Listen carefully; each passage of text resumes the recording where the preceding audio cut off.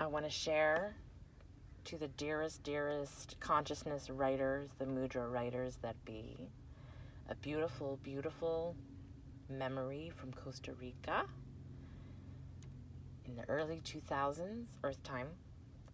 And it was here that I moved right after college. Again, very controversial for the people closest to my heart. You just got a college degree and you're going to go work in Costa Rica? And I basically said, yeah. And a very, very kind healer allowed me to pay her $100 a month to crash on her couch for the last semester of college so that I could save up to go to Costa Rica to move and make a living and explore and travel. And I deeply thank this healer. She is still my friend. You never stop being friends with a friend. You never stop communicating. Even if someone's blocked, you're still communicating. And this dear, dear healer friend, she lives in the East Coast right now, the States, on this sacred land, indigenous to all, and she is very much a steward of the land and very much in tune with the phonetics found in nature. Now, she understood how important this was, and I have a little thing to tell you, my dear, dear mudra writers. I left a train spotting poster. I used to work at the Narrow. And during college, I worked at the Narrow movie theater. Loved independent cinema. And they would have these one-sheet sales, and they would sell cinema posters. And I left the train spotting poster. And when you want to work with posters and art, you store them in a mattress. And that keeps it safe and flat and not crinkly. And you don't want it to get damaged, right? And I left it in whatever her bed was, or the couch, or whatever it was at the time, in Norfolk, Virginia. And guess what? This is stewardship at the exponential third power.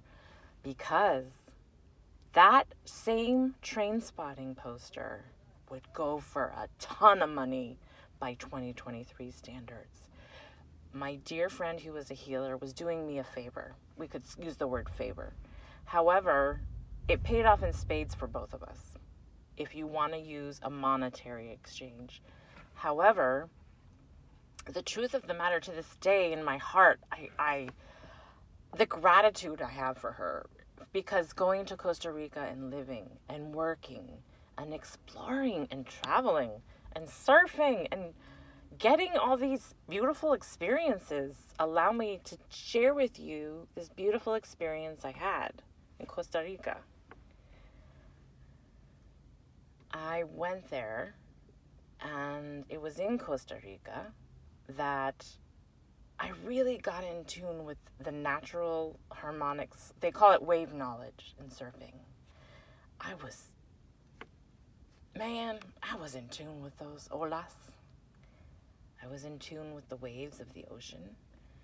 And I was in tune with the people.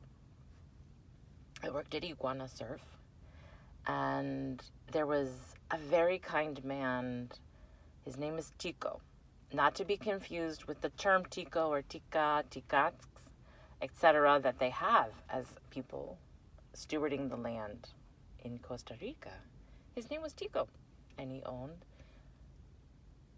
a campsite called Tico's Campsite. And it was there that I met him at Iguana Surf. And he was my coworker, but we didn't use those terms. We were just pals, We're friends. And he's the greatest example of a steward that I can think of. This is why I say that.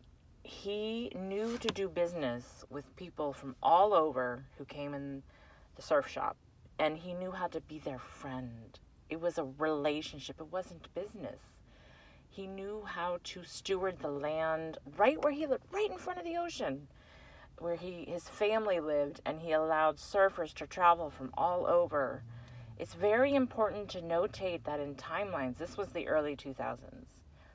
So Costa Rica in Tamarindo, completely different right now in the 2023 timeline. Back in the early 2000s, it wasn't as built up on the land, and that is honored and respected by all the choices of the land that chose to allow those people to settle. And going back to the campsite, I was so honored. I was invited to come to his dinner that he has, like a big gathering.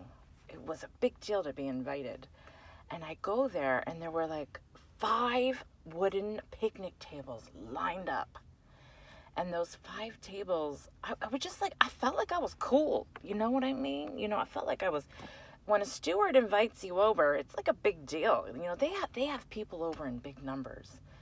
And it was an honor to be included. And he served me this dish that would be like $50 here in LA. And it was the freshest of foods.